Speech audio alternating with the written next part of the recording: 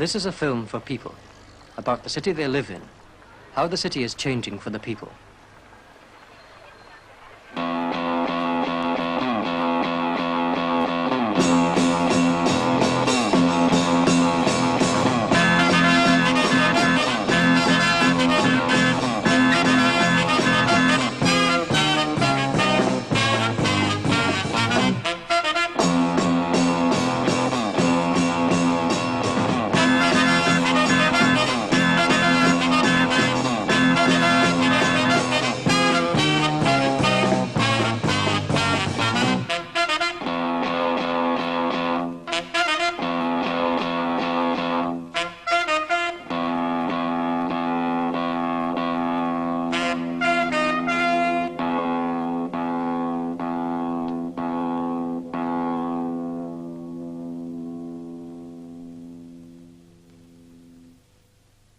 A cathedral and university city on a river on the edge of Europe.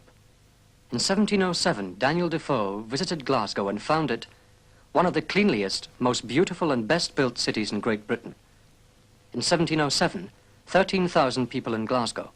In 1707, a treaty of union between the Scottish and English parliaments. The Clyde flowed to the Atlantic. The Clyde was deepened and dredged. Glasgow grew, a mercantile and industrial city in the center of the Western world. In 1807, 100,000 people in Glasgow. In 1907, 750,000. By the middle years of this century, 1,100,000 people living and working in less than 60 square miles. The second city of the empire had run out of space. Its air and river were polluted, its social problems enormous. It had to change.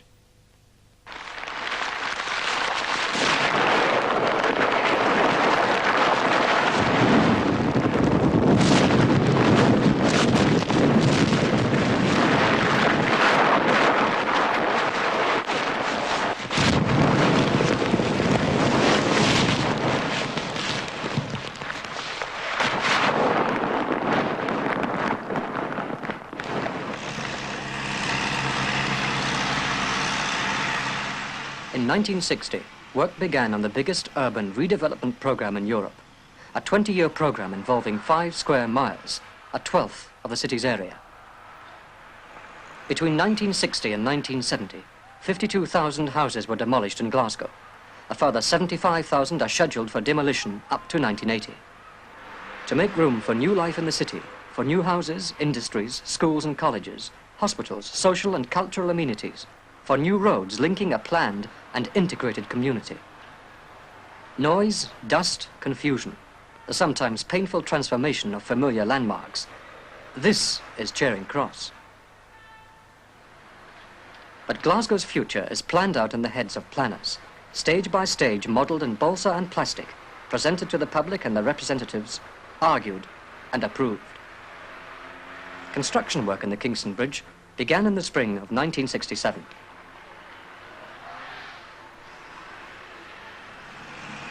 Cowlairs Industrial Zone, an integral part of Springburn Comprehensive Development Area. There are 29 of these development areas in the city. By 1970, work had begun on 8 of them. Another 10 were in the pipeline. In the city centre, Victorian grandeur, the Duke of Wellington, and a bank for the 1980s. The best of the old keeps its place in the new Glasgow.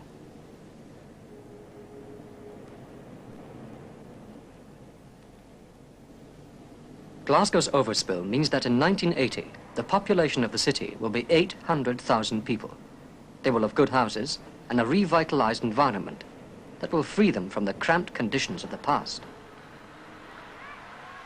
Sir Basil Spencer's high-rise flats in Hutchison Town, Gorbals, the first of the comprehensive development areas.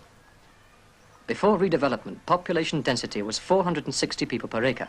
Now, it's 150 people per acre, living with light, space, a sense of freedom. Medium-rise housing at Pollock Shields.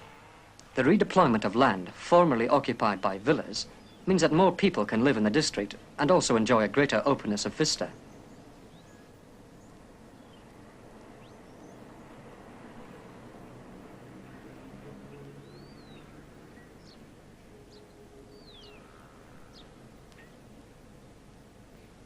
At Ibrox and in other parts of the city, low, medium, and high-rise housing are grouped together. Trees are an important feature of environmental planning. In 1969 alone, 33,000 new trees were planted in Glasgow. Between 1960 and 1970, 40,000 new houses were built in Glasgow, either by the corporation or privately. A further 23,000 will be built by 1980. Comfort inside the home, a spacious environment, room to move and clean air to breathe. The goal for Housing 1980.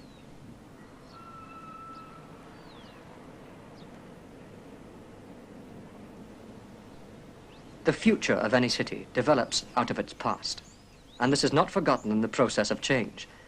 Some of the best of Glasgow's traditional four-storey sandstone tenements are being modernized.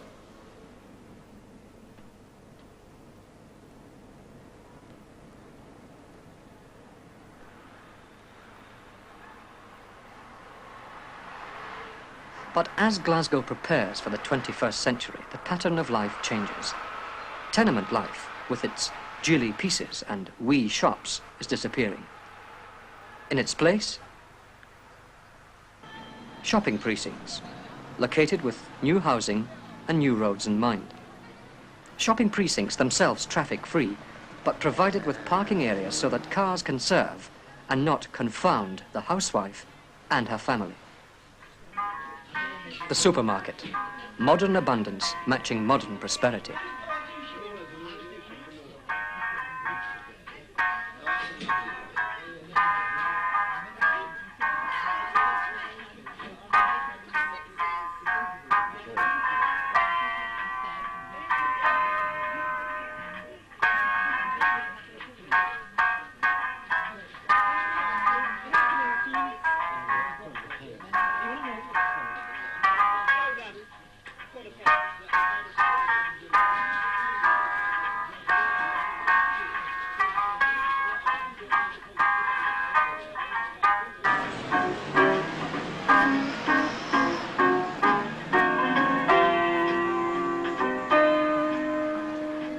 Shawlands Shopping Centre.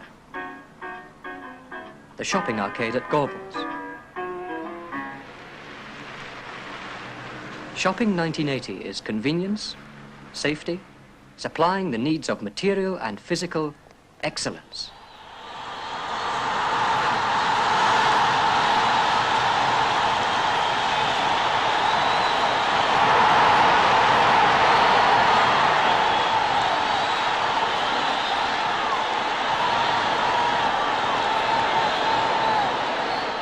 Glasgow made up for not inventing football by creating Celtic, Rangers and the Hampden Roar.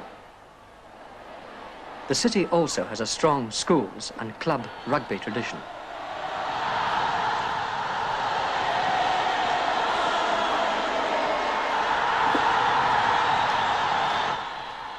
And men and women with the leisure and energy to play sport, as well as just watch it.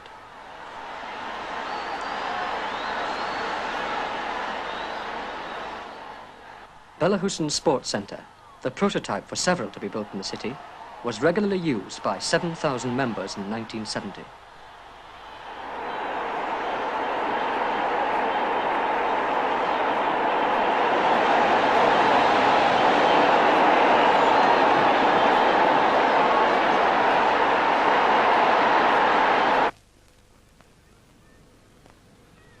Scotland's other national game, golf, at Hags Castle.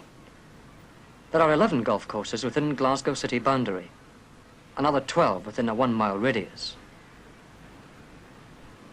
For getting away from the crowds and just walking about among trees and flowers and greenery, Glasgow offers a selection of 62 parks and recreation areas.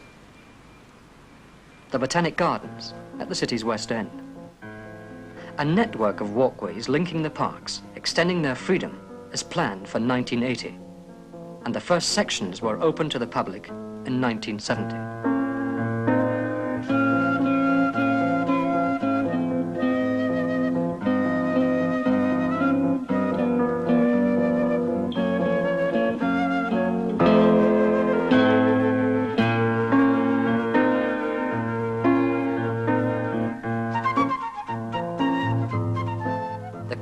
elegance of a former era. St Andrew's Halls, until gutted by fire, Glasgow's principal concert auditorium, is being rebuilt as an extension to the Mitchell Library.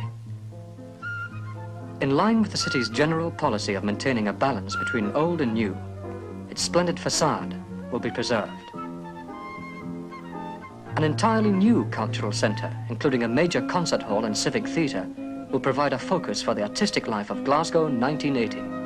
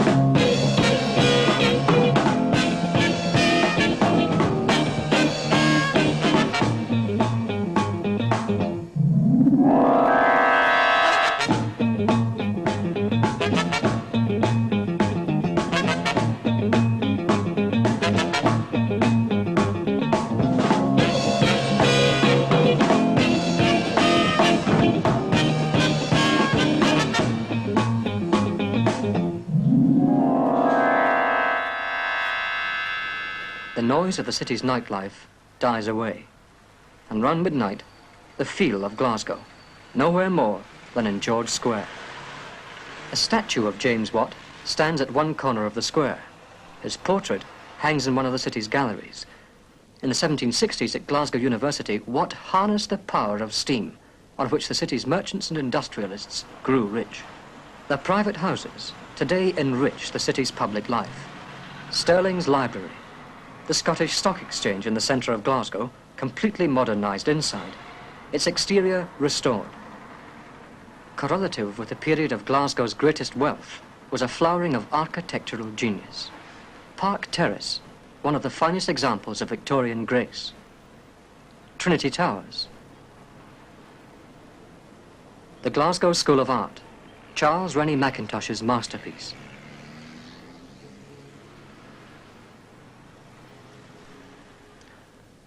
The Mitchell Library, the largest public reference library in Scotland, was endowed in 1874 by Stephen Mitchell, a tobacco merchant.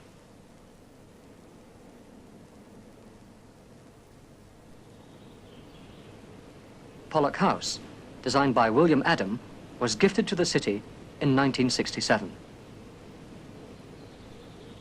Glasgow's patron saint, St Mungo, and Glasgow University. Part of the Burrell collection, one of the most important collections of paintings and art objects in the United Kingdom, is on display at Kelvingrove Museum and Art Galleries. A new gallery to house the entire collection is planned for the grounds of Pollock House, and a competition will be held to find the best design. Kelvingrove Museum itself epitomizes Glasgow's Victorian opulence. At the city's Transport Museum, monuments of engineering magnificence. A railway locomotive built at Springburn in the boom years of steam and empire. And at Kelvingrove, a Clyde-built steamship engine.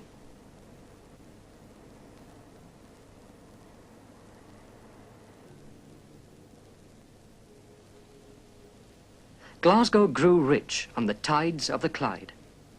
The river itself grew dirtier and dirtier. Strict controls and cleaning up measures are now exercised by the Clyde River Purification Board. And by 1980, the river water will be pure enough to support fish once again. Its banks also will be transformed. Ocean-going shipping will by then be operating chiefly in the deeper waters of the Firth of Clyde.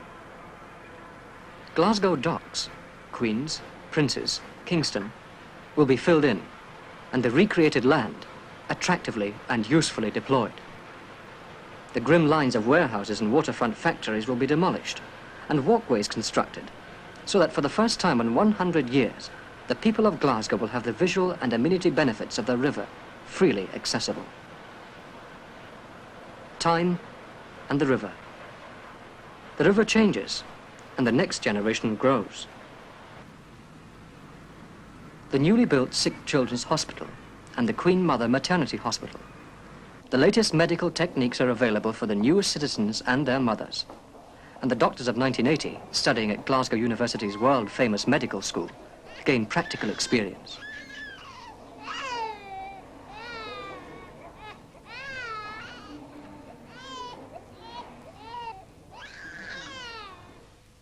At Jordan Hill Training College, the teachers of 1980. Langside College of Further Education. By 1980, as many as 24,000 men and women from all over the West of Scotland region will be receiving full-time education at the city's universities and colleges.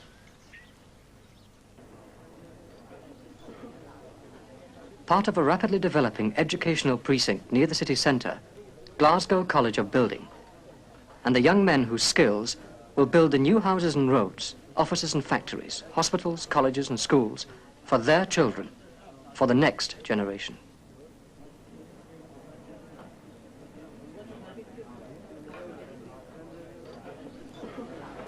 Newbury Tower, an extension of Glasgow School of Art. The new Glasgow University Library. In 1964, Glasgow's Royal College of Science and Technology was raised in status to university, the University of Strathclyde, where the city's proud technological tradition, its fund of sheer know-how, is constantly being replenished and advanced.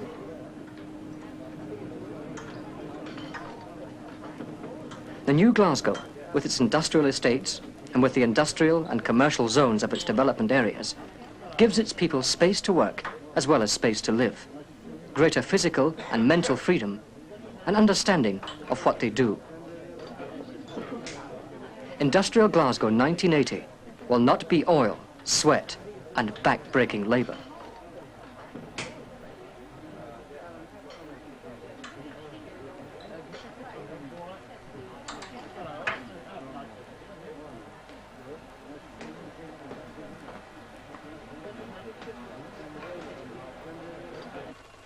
Commercial Glasgow 1980 will not be mindless columns of figures.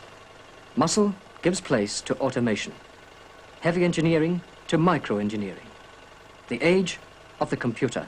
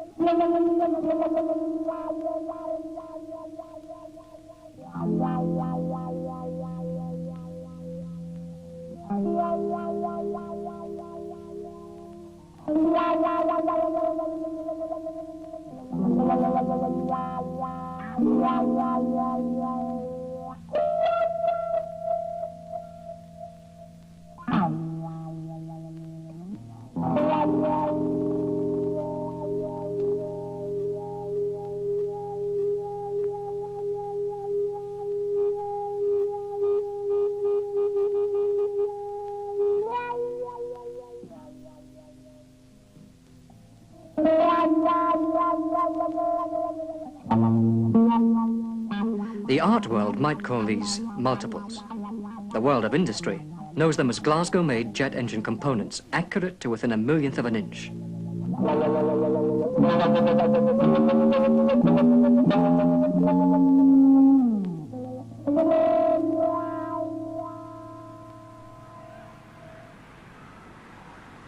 Glasgow consumes and produces, imports and exports.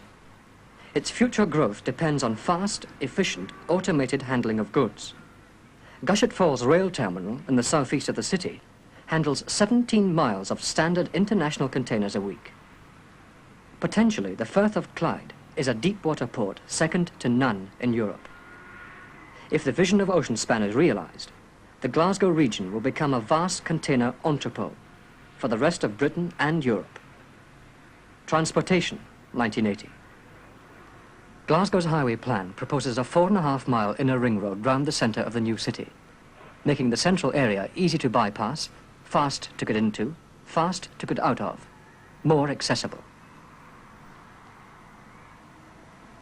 On June the 26th, 1970, a symbolic stage of this crucial development was reached when Her Majesty the Queen Mother opened the largest urban bridge in the United Kingdom.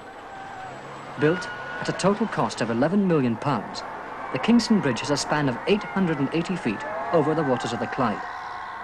Its 5 northbound and 5 southbound lanes will carry 70,000 vehicles a day in 1975, 120,000 a day in 1990.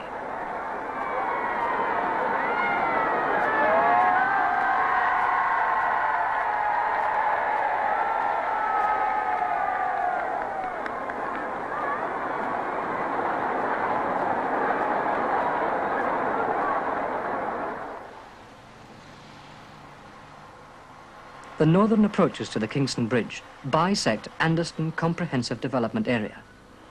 Immediately to the east of the new urban motorway are the glittering glass and concrete towers of Anderston's commercial zone.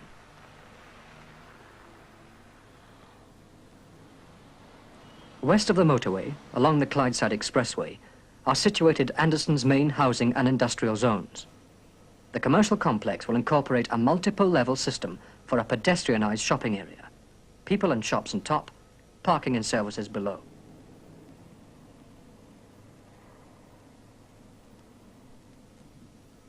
Springburn Comprehensive Development Area. New industrial estates, new housing, a new shopping centre, fewer people enjoying more space, closer links with the centre of Glasgow along the Springburn Expressway. Govan Comprehensive Development Area. Redevelopment of the riverside as housing and open space. New intercity to the south, and along the links with the Renfrew motorway. Comprehensive development also for Woodside, Pollokshaws, Townhead, Cowcaddens, Rayston, Lauriston, Partick, Bridgeton and other areas. Glasgow's highway plan involves the construction by 1980 of 21.5 miles of motorways and expressways integrated with existing and expanded bus, train and underground services so that optimum coordination of transport is achieved. Faster, freer links with the Glasgow region and beyond, rationalisation and unification of the city's districts. In the city centre, as elsewhere, the segregation of pedestrians and traffic will mean less noise, fumes, anxiety, a more bustling, thriving commerce, a happier, healthier people. If roads are the bones of the new Glasgow, the flesh is the areas of development and redevelopment. Change on the scale that Glasgow has undertaken inevitably brings with it disruption, dislocation. But the aim is clear, a reorganised and better city. The greater leisure opportunities of Glasgow 1980 are illustrated by the network of walkways which will by then be in existence. The Kelvin Walkway will link up with the Highland Way, taking the hiker on a continuous nature trail to Loch Lomond and points north. The overall plan for the new Glasgow, on which the light blue spots represent proposed shopping and community centres, transforms the heart of the city into clean air, uncongested commercial and housing areas, locates industry with people in mind, and with a communications network, makes the city freer and more rational in terms of space, more compact and efficient in terms of time. Above all, it is the communications network which makes clear what direction Glasgow is taking for 1980. Links with the world, from Glasgow Airport, only 15 minutes by car from the city centre, to London, Paris, Amsterdam. links with the region. 100,000 people come into Glasgow every day to work. Glasgow 1980 is west of Scotland 1980.